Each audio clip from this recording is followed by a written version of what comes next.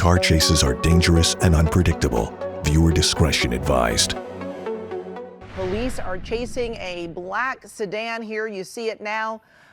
This all started just after noon this afternoon in Upland, and police were trying to pull over this driver because the driver was reportedly leaving an area known for drugs. Well, the CHP took over the chase, and this driver has been going of speeds up to 100 miles an hour on streets, driving very fast. At one point, officers called off the pursuit and were just following the driver by helicopter, but they are back on the ground chasing this driver, trying to get this person to pull over. Again, this started in Upland around noon, and it has gone on the 605, past the 105, and then on westbound on Alondra.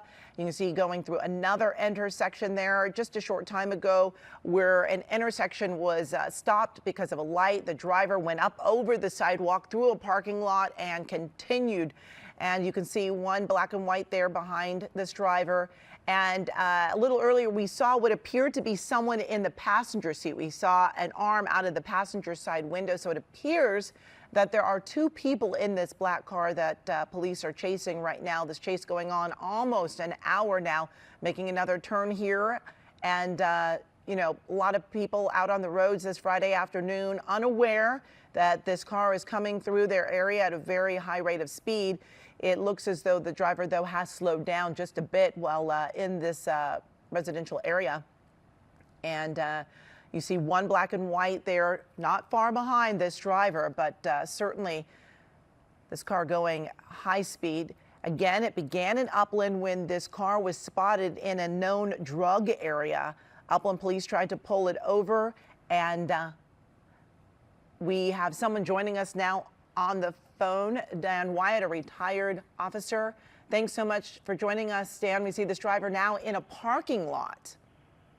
Yeah, hi, Amy. I'm just getting on now. I've got a little bit of a delay. I was watching as he was blowing red lights and actually going on the wrong side of the road there for a minute. So very dangerous pursuit. Again, not known exactly what he's wanted for other than possible narcotics violations, leaving a known drug house. So have to see how this plays out. It looks like probably an LA County Sheriff's unit behind him at this point. Yeah, and it looks as though there's a second person. It looks like a passenger in a white shirt in this car with the driver. Okay. Yeah, I'm just getting on. And have they provided any information about the driver, male or female, anything like that? No, we have not heard that, but we do now see two cruisers very close on this black car right now. Okay, I've got like probably a 30-second delay from what you've got as I'm streaming it, watching out here. Yeah, blowing through stop signs in this parking lot. There are people in the parking lot, vehicles that he was in. Now you see it turned back out onto the street. Yeah, we're seeing that driver now was on another freeway, now getting off again. And there are two deputies close behind this black car, but it is going very fast, just getting on an off ramp here and being slowed down by another vehicle and just really going off on the shoulder there and then making a left turn and certainly not slowing down at all, just trying to get away from these two cruisers that are very close behind, pulling into what looks like a little alleyway here. And you have to wonder if this driver is very familiar with this area or if these are just, you know, guesses turning down these small roadways just by chance, or if the driver is aware. Looks like Indiana Avenue right now, making another left here on Indiana. I don't know if you've been able to catch up with us, Dan, but this is another small street, but this driver still going very fast for this area. Another intersection. Darren? Yep, I'm here and seeing him passing on the shoulder and some very erratic and dangerous driving at high speeds, not only endangering the public, but endangering the officers that are engaged in the pursuit as well. So people in these situations are, you know, they obviously don't care about the general public. All they care about is themselves, and they exercise a wanton disregard for public safety out here, which is why it's a felony to engage in this type of behavior and this felonious evading of a police officer. Yeah, and Darren, when this driver went down that alleyway, it appeared that someone threw something out of a window. And as we reported earlier, this car was seen in a known drug area in Upland when this all got started. So We don't want to jump to any conclusions, but it did appear that someone dropped some type of bag out of that car. So not uncommon at all in these types of pursuits, especially narcotic-related pursuits. They think that they're going to be able to dispose of the evidence and maybe get away with it, but that's not the case. Officers, somebody will stop and pick that up and preserve it as evidence, and we know that it came from the vehicle. And when we catch these people, if they will get caught at some point, then they can be charged with it. Yeah, and this driver is certainly doing all that they can to get away from deputies behind him, taking shoulders, getting up on sidewalks, and really quite dangerous for anyone that might be out there unaware that this, fast-moving car is coming up on another car that isn't expecting such a high rate of speed, making another left here on, looks like Georgia Avenue, and picking up speed again. Yeah, and there's a police helicopter overhead, and these observers in the helicopters are tactical flight officers. They're noting all of these violations and calling it out on the radio, so it's time-stamped, and the locations are there to help prove the elements of the felonious evading here, and to keep ground units apprised of where they're at and the conditions.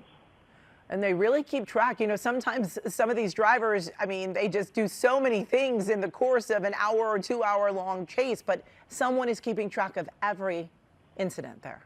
Yeah, absolutely. And it's all computer-aided dispatch now, so recorded automatically with the timestamp. It's not like the old days where the dispatchers had to handwrite everything and put it into a timestamp machine. It's all completely computer-aided now and very accurate as to the times and locations of what occurs. And again, right through a stop sign there, almost hit a car. Yeah, And in residential areas during, the lunch hour, it's probably with COVID and people working from home, it's probably people out, which just continues to raise the stakes and make this more dangerous. And from the shot that we're seeing now, Darren, we cannot see those cruisers close to this black car, but of course we do know that an airship is above, keeping a close eye. But, there becomes times that we know that they have to pull back because it just gets to be just too dangerous. Yeah, there's a number of factors that go into that. Obviously, pursuits are inherently dangerous for the public and for the people being chased and for the police. So they weigh the known violation versus the activity and the dangerousness of what's occurring. And sometimes officers will be instructed by their supervisors to pull back and let it be handled by the airship in the hopes that it will decrease or bring it down a little bit, especially on the driving side, so that the driver will slow down and use more caution so that we're not exacerbating the situation. We're still following. Or if they're able to make an identification and they know who the person is now, that's a factor that we take in, because then we can file by way of complaint on these people. And all of that is something that is evaluated by the supervisors when they make a determination whether or not to allow the pursuit to continue or to disengage. And Darren, we know that this driver is on a Landra. At one point was going, over 60 miles an hour, a little traffic there, but this driver has managed to get past all of this and is again picking up speed, going over 60, right around 60 miles per hour. And we've got another little buildup of cars there. And this driver is getting around all of these other cars. Yeah, and look at the way he's doing it, in and out of traffic, sometimes on the wrong side of the road, sometimes passing on the right. And that's dangerous, too, because if the officers are there with their lights and sirens, people are trained to move to the right. And if they hear it and they move to the right automatically because they hear the siren, and either the pursued vehicle or the officers are right there, it's dangerous for everybody. Now, I've seen that again on the wrong side of the road, through a left turn lane, continuing straight on the wrong side of the road again. Very erratic and difficult driving. And we just saw the passenger with their arm out of the window there. And again, if the cruisers aren't close behind, other drivers don't hear those sirens or see those flashing lights and are completely unaware. Right. Yes. And we saw him make a right turn from a left turn pocket. Sometimes vehicles can continue to go in the motion they're supposed to go. And when they make those erratic moves, it can cause a collision on the wrong side of the road. And while traffic isn't extremely heavy, there are enough cars on the road here that he or she is getting hung up in traffic and having to use dangerous evasive maneuvers. And it looks like slowing down a little bit here on a small residential street. And you always wonder if this driver is familiar with the area or just, just ending up here by chance. Well, many times, especially when they leave the freeways and get into residential areas, they are familiar with it, and they're going back to areas where they think that they can escape because they're familiar with the neighborhoods. They can maybe go on a footbell and leave the car and go into an area where they have somebody who's friendly to them and will harbor them. That's not uncommon at all. But again, with the helicopter overhead, it's a futile effort on their part. And Darren, we always wonder if this is more dangerous on the surface streets or on the freeway.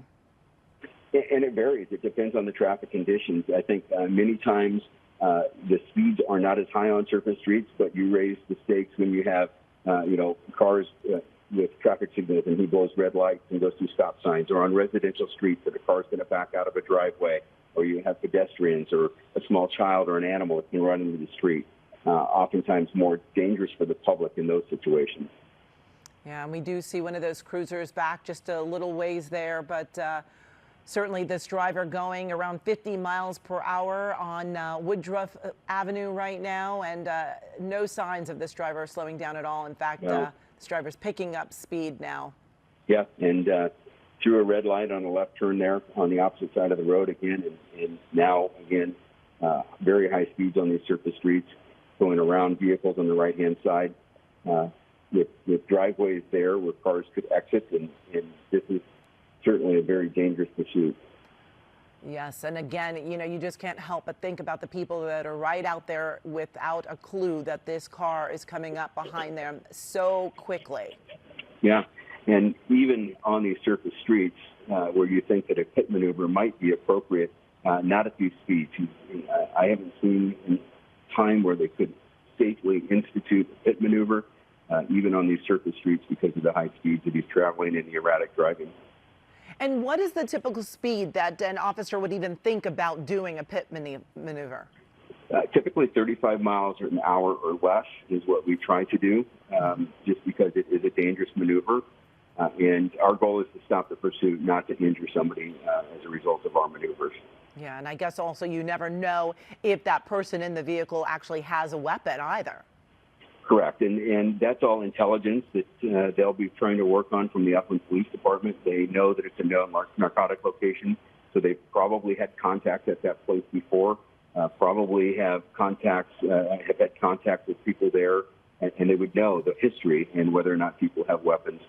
They're probably doing research on the vehicle and find out if they have any information on the registered owner of the vehicle, and is it a potential stolen or an unreported stolen, or can they glean any information from records management systems where this person's had contact with law enforcement before, and see if they have a history of weapons violations or anything like that. And Darren, this car went under a bridge, and it appears that we have lost sight of that car. They are still looking. We are waiting for Sky 9 to show us that car again, because, under those bridges, overpasses, it can get very tricky because the car can stop, and, well, we're losing a signal there. Yeah, it can, and in fact, that actually is a technique that they use sometimes, is to drive into an area where there's restricted airspace, or drive into an area where they can't be seen with overgrowth or trees or something like that, or a bridge like this where they can park and get out and not be able to go into an area on foot where people are still looking for the vehicle, and it can take some time for them to relocate it.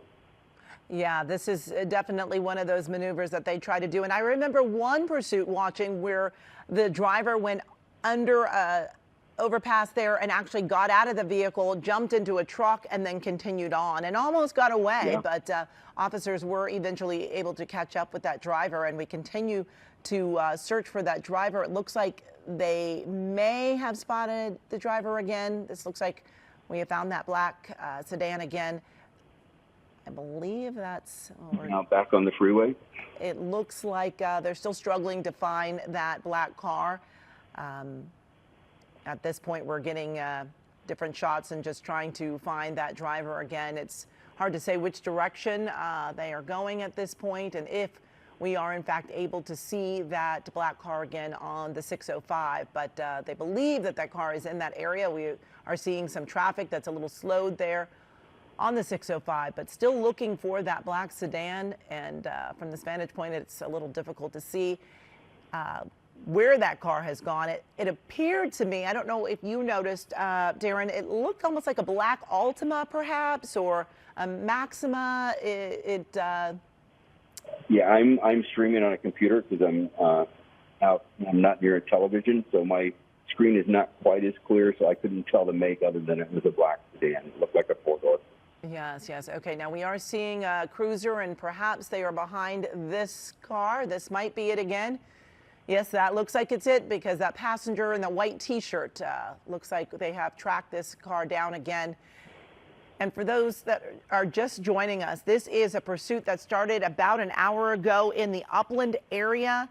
Police tried to pull it over then because it was in a known drug area in Upland. A pursuit began when that driver would not pull over. The CHP took it over, and now sheriff's deputies have been on this. And again, this black sedan going about 90 miles per hour now on the, I believe we're on this southbound 5 at this point. Now, this driver has been in Upland, been on the westbound 10, and now on the 5 freeway.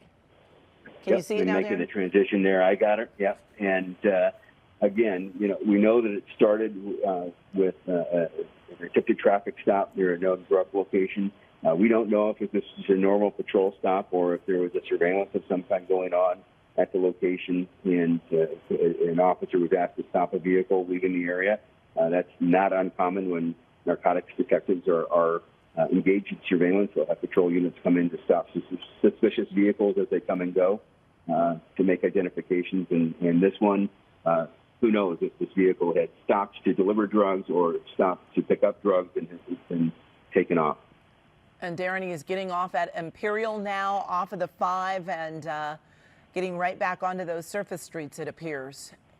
Yeah, and that's again why I would say that many times these people go to areas that they're familiar with. He's done short jaunts on the freeway, but then comes into an area that of residential streets and more sometimes commercial areas off of the freeway where he's going around traffic and in and out. And now westbound on Imperial, going, picking up speed again, going quite fast here, about 40 miles an hour now, slowing down. But, again, when this driver went underneath that overpass, it was so important that there were still ground crews there to keep an eye on this car, because easily it could have been lost just with, crews up above. Absolutely. And sometimes that's what they'll do when they pull the units back and have the helicopter maintain the visual. The ground units will be there at what we call trailing. In the event that the person bails out, we can have an immediate response to set up a perimeter. Or an incident like this where the helicopter loses sight of the vehicle, ground units are in the area and continue to look for them. Yeah, and it just does not look like this driver is even thinking about stopping. Certainly going around 40 miles per hour here on westbound Imperial. And again, this pursuit has been going on for about an hour now. This driver was seen in an area that officers say was known for drugs, and when an Upland officer tried to pull over the driver, that pursuit began and really has just been hitting a number of freeways and surface streets, and now is westbound on Imperial going about 40 miles per hour. And we do see a few cars there in front of it. Yeah, continuing and in and out of traffic using all lanes still.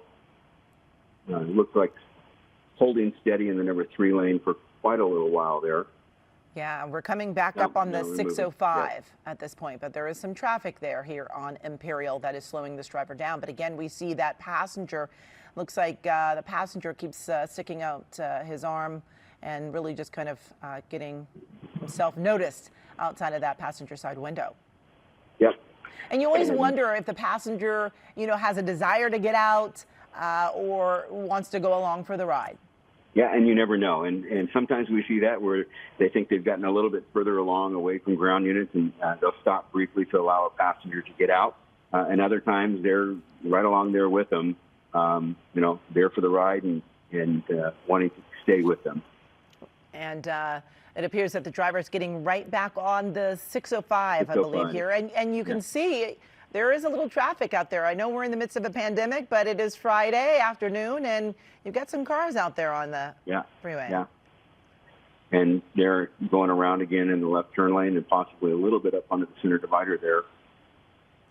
Yeah, and there is some traffic, and you always wonder, you know, sometimes people want to help and they try to stop the car, which we know you all always recommend us not doing, that we should not try to help. Absolutely discourage that because the moves are unpredictable, and we're focused on that now. That brings another element into it to take our focus away from what we're actually supposed to be focused on. And you have some traffic on the freeway. Yeah, but you know, sometimes over on the shoulder. Yeah, people don't even know that, you know, there is a pursuit going on. They just see, you know, the flashing lights, hear the sirens, and they try to pull over. And sometimes that means they're stopping in front of the suspect. Yep. Okay, so now we're hearing that he is getting off on the 5. And I should not say he because we don't know for sure that this is a male driver. But this driver is looks as though driver is going to get off on the 5 now. Yeah. And again, transitioning between the 5 and the 605, this is the second time now. So an area that he or she might be familiar with.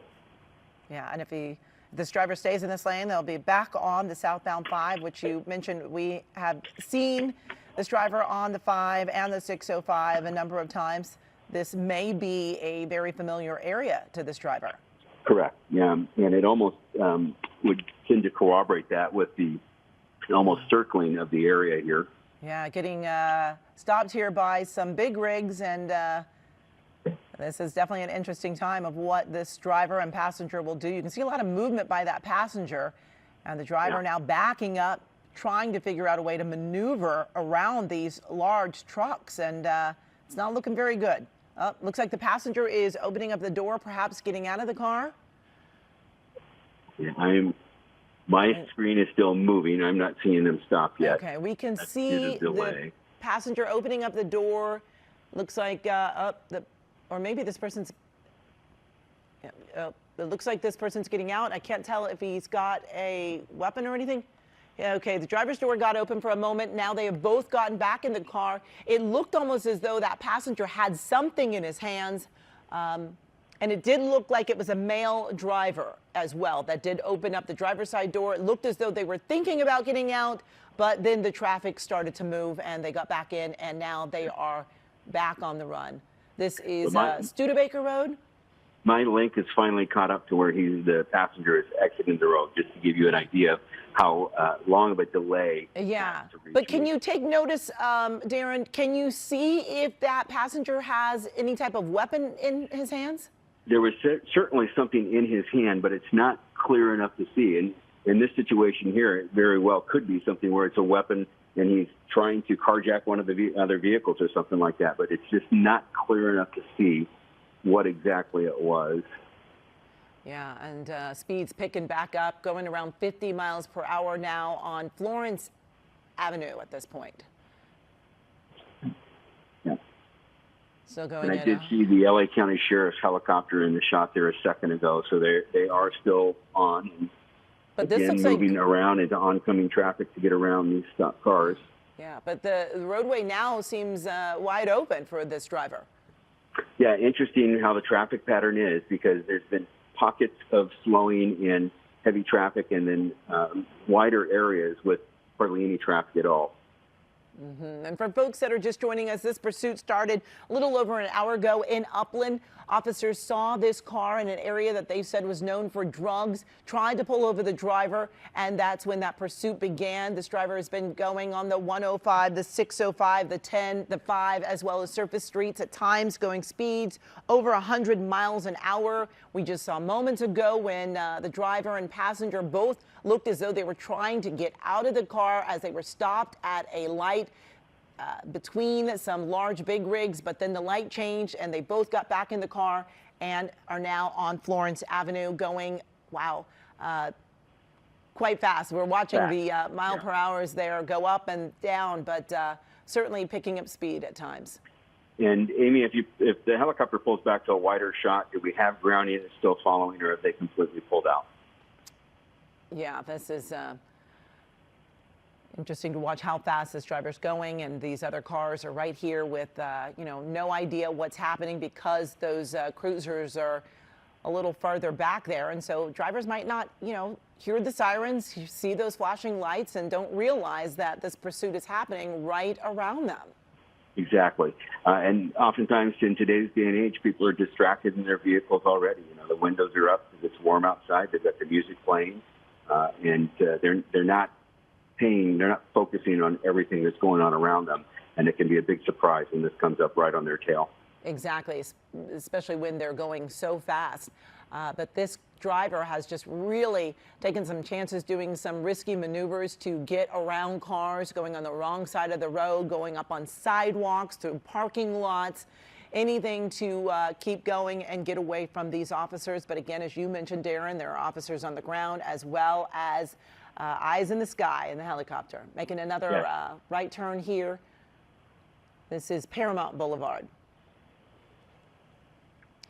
And it looks using the entire road all over the place, from number 1 lane all the way across to number 3 lane, oftentimes in left turn lanes, the center divider, the opposite lanes of travel, which is very, very dangerous. A head-on collision could be imminent if he continues to do that. Yeah, and making another left turn here on Lubeck Street, and not far from the 5, so we're wondering if he was going to try to get back on the 5. This is one of the freeways that he has been on a number of times here, the 5, the 605, the 10, and really just making some wild turns here, and just continues to do whatever it takes to get away from officers. Yeah. And really what makes this even more frightening is that that passenger may in fact have a weapon. We did see something in his hands, but it was unclear if it was a weapon. And at one point in this pursuit, they were going down an alley, and we did see someone throw something out of the window. We do not know what it was, but we did see something thrown out of the car. And officers do say that this started when the car was spotted in an area known for drugs in Upland. So it's not clear what they threw out, and not clear if there is a weapon, but certainly officers have to take all of this into account. Well, they do. And from our training experience, we know that people who are involved in high-level narcotics deals often are armed with firearms. And that just is something that will be in the minds of the officers. They know a little bit about the background and how it started. Maybe not as much as they'd like to know, but it's very common for people involved in these types of activities to be armed. Yeah, and still not a lot of traffic at this point, but things are slowing down here. It looks like coming up to an intersection, a light, and was almost getting blocked in there by that car that was slowing down, but this driver is right back at it. Getting another angle, still trying to figure out exactly what kind of sedan this is. It looks like an Altima, perhaps. It's hard to tell from this vantage point. It's very hard to tell, correct. Yes. Yeah. Yeah, but plenty of cars in the area, and you just wonder if those other drivers have any idea that this car is being chased by officers. Yeah, and again, we have talked about the driver and what appears to be a male passenger in the front seat, but at this point, we don't know if there could be additional people in the back seat as well. Very true. Those windows are quite dark, and we have not been able to get a good angle to see if there is anyone else in the car besides these two people. And we only saw a slight glance of that driver when he opened up the door when they were stuck at that off-ramp there at a red light surrounded by those big rigs. And the driver also opened up their door, and it appeared that they were going to make a run for it when all of a sudden that light turned green and they were able to jump back inside and continue. Yes. Yeah. And again, using all lanes of the roadway here, and lost my feed there for a minute. Yeah, okay. No. I've got it back. Good. Oh, good, good. And the driver is on East Florence Avenue at this point, and is making a left here on Garfield Avenue. And not going too fast right now, about 38 miles per hour, but looks to be picking up speed on this open stretch of roadway now. And that's another difficult situation, in the portions where he does slow down, it's not for long enough of a time for a police unit to get behind it and set up for a pit maneuver, because the slow down briefly for traffic, and as soon as he has the opportunity, he's back on the gas, and it speeds above what we would typically see a pit maneuver used in. And as far as spike strips go, Darren, I mean, this is so erratic, you don't even know what street he's going to be going on next. So I'm guessing there's no chance to even put out spike strips at this point. No, not in a pursuit like this. Typically spike strips are used on an open road where there's no other traffic, or we can control the traffic to where it's just the suspect. And spike strips have their own dangers associated as well. It's not. Unfortunately, we've had a number of officers killed across the United States or seriously injured when they're trying to deploy spike strips and are struck by the pursuing vehicle or another vehicle. So in an urban setting like this, I don't think that would even be an option. Yeah, and we saw a bit of a close call there, but fortunately this driver did slow down and let that other driver go. And there we see he's making another right, and there's a black and white right there behind this driver and passenger that continue to elude officers for more than an hour now after Upland police tried to pull this car over that was spotted in a known drug area, and this pursuit now going on more than an hour. As officers, and at some point you got to wonder how much gas the vehicle has in it, and is it going to be able to continue for much longer? Or at some point, it's the way they're driving, or they're going to have some kind of an engine failure or something that would slow them down. But right now, they don't seem to have any intent of slowing down or stopping.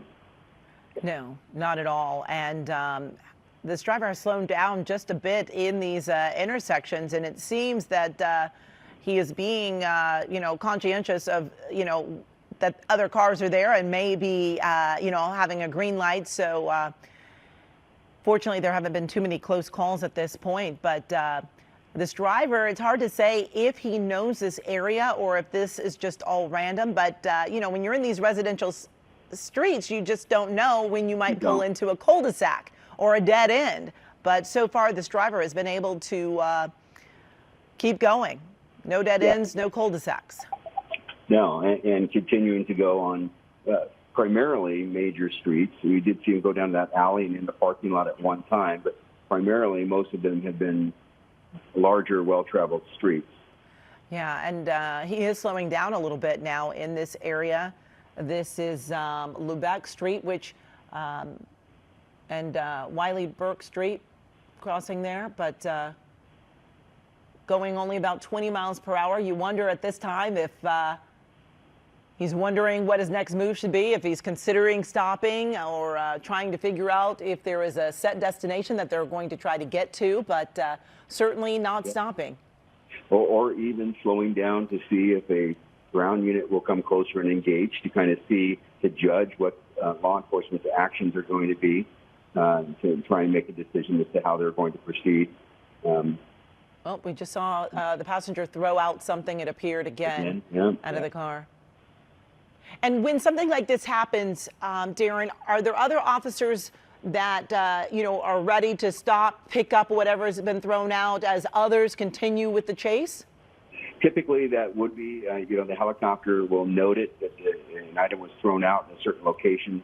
They'll obviously stay with the pursuit, but they'll direct ground units to the location where they saw something be thrown out, and then officers nearest there will go and try and see what they can find. It's a little interesting there at that last stop. You could see the windshield wipers were on.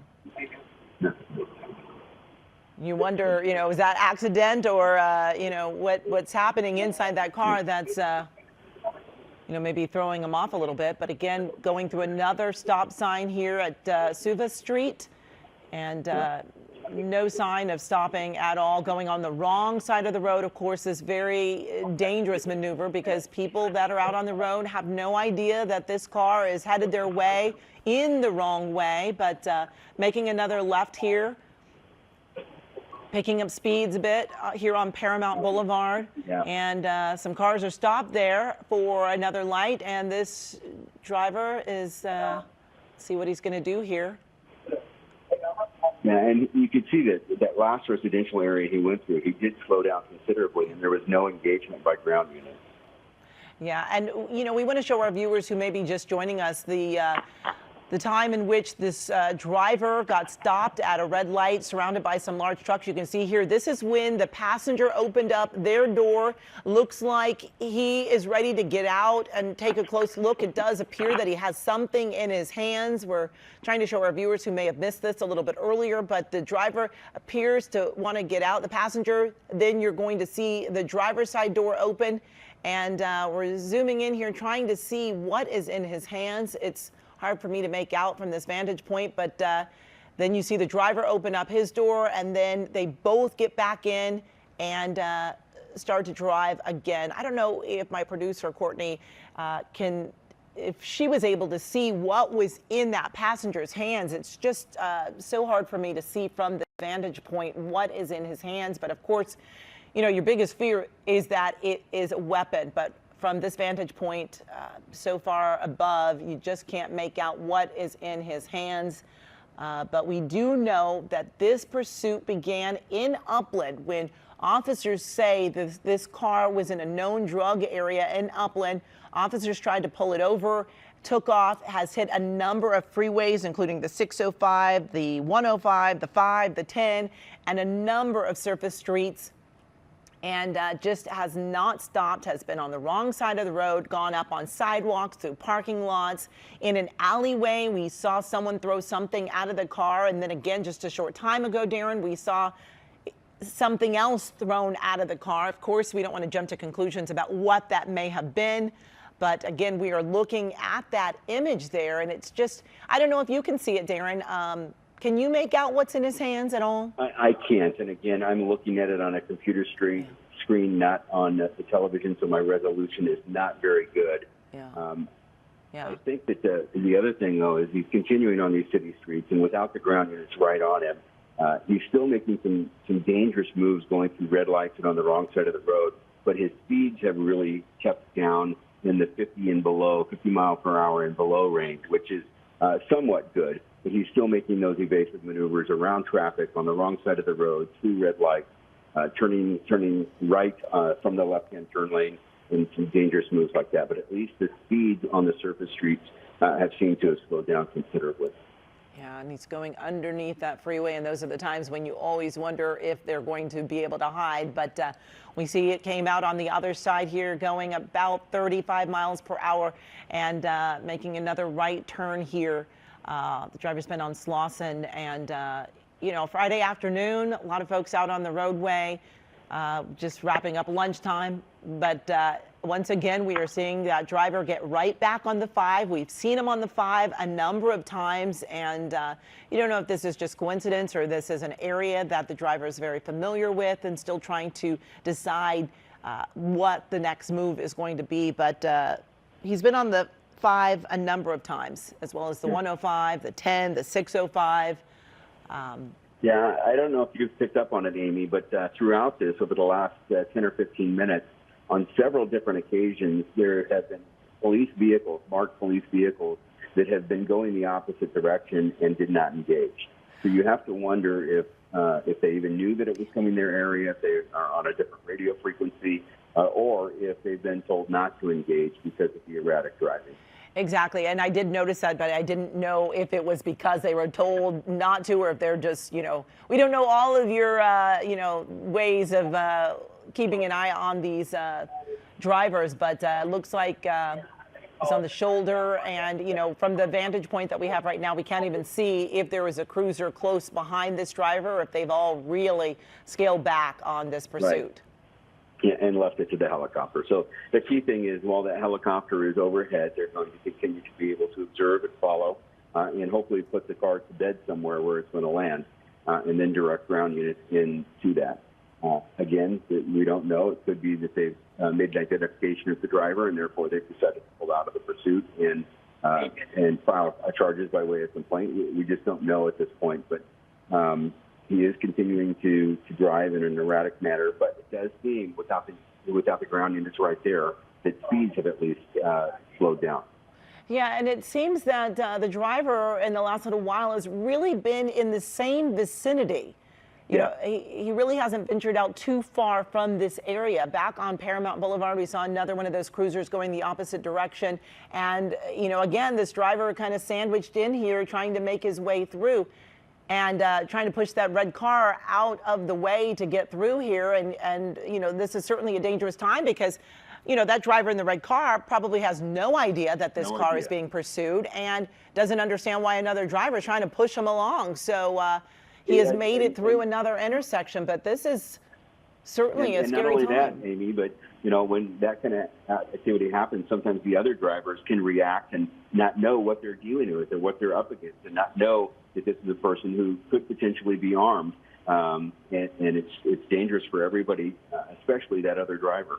Yeah. That has no idea and might just think it's, you know, an accident happening and, you know, wants to get out and ask, you know, hey, what happened? Why'd you hit me?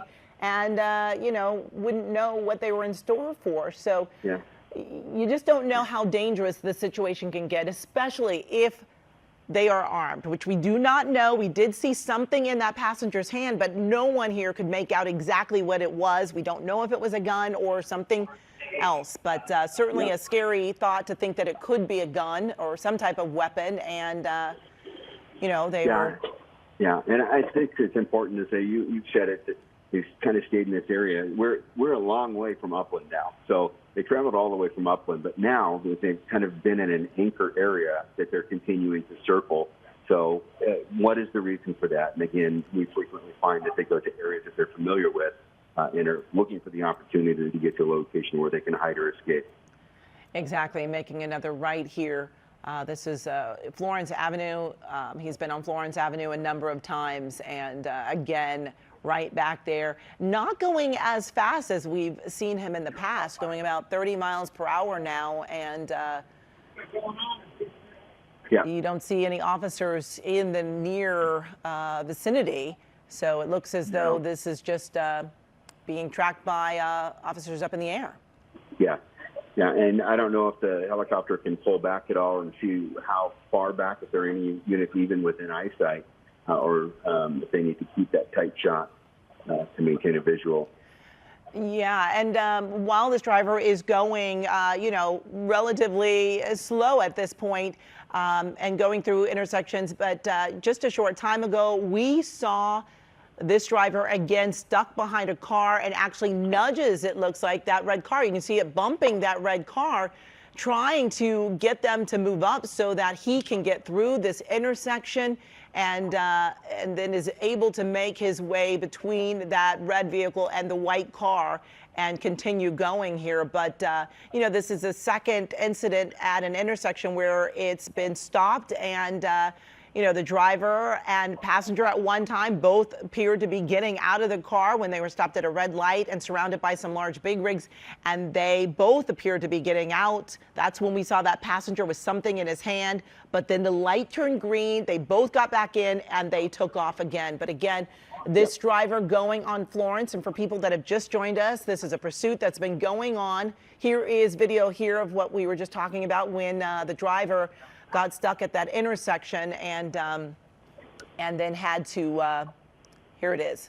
You can see that passenger. This is what we've been talking about with that passenger getting out with something in his hand. They were stuck here at this intersection, the light red, we presume. No one's moving. The passenger tries to get out. It looks like he's trying to say something to that truck driver perhaps, but he's got something in his hands, but we don't know what it is. And at one point, the driver opens up his door. It looks as though they are both going to bail out. When the light turns green, cars are going, and they are able to get back in their car and continue on. But two incidents at two intersections where this driver really getting desperate to get out of that area. And again, for folks that have just joined us, this has been going on for a little over an hour and a half. This car trying to be stopped in Upland when it was spotted in a known drug area. Officers tried to pull it over. The driver took off. This driver has been on a number of freeways, the 5, the 605, the 105, the 10. Southbound 5 a number of times. Now look at this, going up into a parking lot here. It looks like at a 76 gas station to get away. We have seen this before as well. Absolutely, yeah. All kinds of maneuvers, including driving on the wrong side of the road several different times throughout the pursuit here when he's gotten caught up in traffic, and very, very dangerous, especially for traffic who's unaware, someone who might be coming along and not making a U-turn. Yeah, making a U-turn here on Garfield Avenue. And you just wonder, you know, what was it that made this driver want to make that U-turn? Oh, there's somebody on the street. Oh, wow. You know, you just worry about situations like this, because this man crossing the street has no idea that this car is being pursued by officers. And I'm glad that the driver did stop and did not hit that man, because, you know, this is certainly not what we want to see happen. Anyone get hurt in this pursuit. But it's just another reminder of how frightening this can be, because people just don't know what's happening. They aren't aware that this driver is being pursued, don't know why he's being pursued, and it looks like the driver getting a little more reckless, making another U-turn here. And you don't know if this is just an effort to, you know, get around this intersection, but certainly frightening times for people that are out there on the roadways. Yeah, or is it the type of a thing that the driver doesn't know exactly where he's going and the passenger's directing him? That could be another explanation for why we're making these U-turns now. They could be looking for something the driver's not exactly sure where he wants to go. Yes, yes. And it just, you know, this is a time when, you know, you can't help but feel for those other drivers and other people in the area, because they are completely unaware of what is coming up behind them, who is in that car, what could happen if they are armed or not. And we have seen that they are desperate to get out of a jam. And when they're at these intersections, they are willing to get out. We don't know what they would have done, but willing to push a car through an intersection to get out. And back on another residential, it looks like Ira Avenue here. And, you know, I always get nervous when they're in these residential areas, because you just don't know who's crossing the street. If kids are playing outside, right, who might be outside in the way of this car as they try to get away. And especially at this time of year, whether we have the pandemic or not, kids are out of school, and it's a nice day outside, and it's very possible for children to be out playing and for people to be out walking their pets or whatever on a nice day in the summertime in Southern California. Breaking news, a wild chase across miles and miles of freeways and streets. Two men lead police on a pursuit, and they even hitched a ride in another car. It was a chase that started just before noon in Upland when police spotted this dark-colored Honda in a known drug area. The chase would hit surface streets, the 105, the 605, the 10, and the 710, reaching speeds up to 100 miles per hour. The driver and his passenger desperate to get away from officers. At this off-ramp, they were stuck at the red light, surrounded by trucks. The passenger door opened. He could be seen holding something. Then the driver's door opened briefly. Then the light turned green and the car took off. Then you see them head into a parking lot and both run to this white truck and try to get in before turning around and getting right back into the Honda. They tried to make their way through intersections. At this one, they actually hit the red SUV, pushing it into the intersection so they could get through. Then they get jammed up in another intersection and tried to squeeze through these two cars, but it was just too tight. They hit the cars, knocking the bumper off the car on the right. The chase continued along the 710, and then the car pulled over, and the two men inside ran out and up a hill. It looked like the passenger was holding the brown bag that was handed off earlier. Once they got to the roadway, Florence Avenue, you could see the men try to get a driver to stop and give them a ride. They even tried to get into a big rig. Eventually, they got into this dark-colored Nissan. It was unknown if they knew the driver, but soon the car stopped and the men jumped out and were on the run. One of them fell and was quickly caught. The other was quickly cornered. Both men ordered to the ground and taken into custody. The two men are facing a number of charges. It's not clear if anyone else will be charged with helping them. I'll send it back to you.